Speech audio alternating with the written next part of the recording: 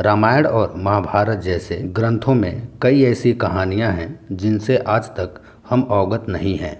ये ग्रंथ इतने व्यापक और विस्तृत हैं कि किसी एक व्यक्ति के लिए इन्हें पूर्ण रूप से जान पाना असंभव ही है। रामायण की बात करें तो यूं तो ये ग्रंथ श्री राम के जीवन और रावण के वध पर आधारित है, लेकिन इसके अंदर कई ऐसे छोटे बड़े चरित्रों का समावेश है जो महत्वपूर्ण तो हैं, लेकिन उनसे संबंधित कथा को ज़्यादा लोग नहीं जानते हैं। आज हम आपको रामायण की एक ऐसी ही कहानी से अवगत कराने जा रहे हैं जिनके विषय में निश्चित ही बहुत कम लोग जानते हैं।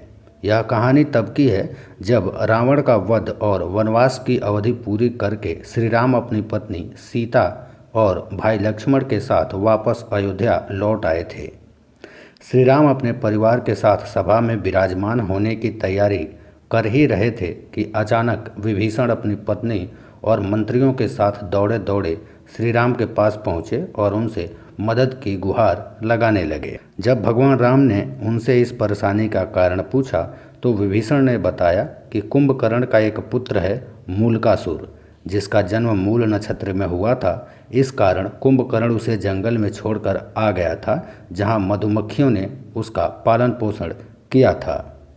जब मूलकासुर को यह पता चला कि उसके पिता का वध हो गया है और मैंने लंका का शासन संभाल लिया है, तो उसने प्रण लिया कि वह पहले मेरी हत्या करेगा और बाद में अपने पिता के हत्यारे यानी श्री राम का वध करेगा। विभीषण ने श्री राम से कहा कि मूलकासुर आपका वध करने का इरादा पक्का कर चुका है और वह इसके लिए तैयारी भी कर रहा है। जब श्री राम का मूलकासुर के इरादों का पता चला तो उन्होंने अपने पुत्रों और भाइयों समेत वानर सेना को भी युद्ध के लिए तैयार कर लिया और पुष्पक विमान पर बैठाकर लंका की ओर चल पड़े।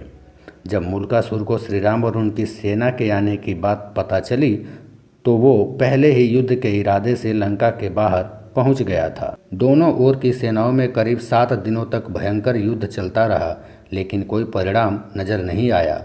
फिर ब्रह्मा जी प्रकट हुए और उन्होंने श्री राम से कहा कि उन्होंने मूलकासुर को एक स्त्री के हाथों मृत्यु प्राप्त करने का वरदान दिया है, इसलिए मूलकासुर की मृत्यु एक स्त्री द्वारा ही संभव है। ब्रह्मा जी ने भगवान राम को बताया कि एक बार ऋषि मुनियों के बीच बैठे हुए मूलकासुर ने शोक व्यक्त करते हुए कहा कि मेरे पिताजी का बहुत ही बुरी तरीके से वध कर दिया है और वो भी सीता की वजह से हुआ है, और सीता माता को भला बुरा कहने लगा।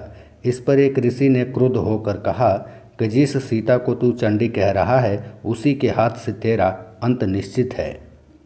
मुनि के ये कहने पर मूलकासुर ने उस मुनि को अपना आहार बना लिया। ब्रह्मा जी ने कहा कि अब मूलकासुर को परास्त करने का एक ही तरीका है और वह है सीता जी द्वारा उसका अंत करना। यह सुनते ही भगवान राम ने अपने दूत पवन पुत्र हनुमान को वियतनानंदन गरुड़ के साथ सीता को सकुशल लाने के लिए भेज दिया। जैसे ही हनुमान जी और गरुड़ माता सीता के पास श्री राम का संदेशा लेकर पहुंचे, तब उसी समय देवी सीता उनके साथ चलने के लिए तैयार हो गई। जैसे ही देवी सीता अपने परमेश्वर भगवान राम से मिली, उनकी आंखें भर आईं। वह बहुत लंबे समय से अपने पति के वियोग में समय व्यतीत कर रही थी। भगवान राम को अपने सामने पाकर वह भावुक हो गई। भगवान राम ने उन्हें मूलकासुर के पराक्रम और उसे मिले वरदान के बारे में बताया। यह सब सुनते ही माता सीता क्रोधित हो गई। उनकी आवाज़ भी भयानक हो गई।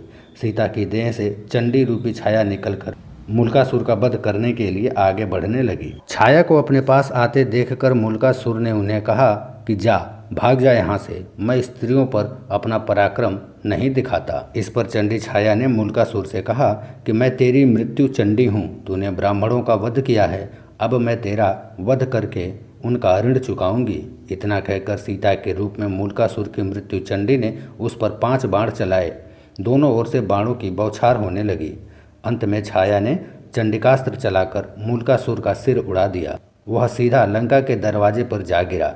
राक्षस भाग खड़े हुए और सीता की छाया पुनः उनके देह में समा गई। इस तरह माता सीता के हाथों हुआ था कुंभकर्ण के पुत्र मूलकासुर का अंत।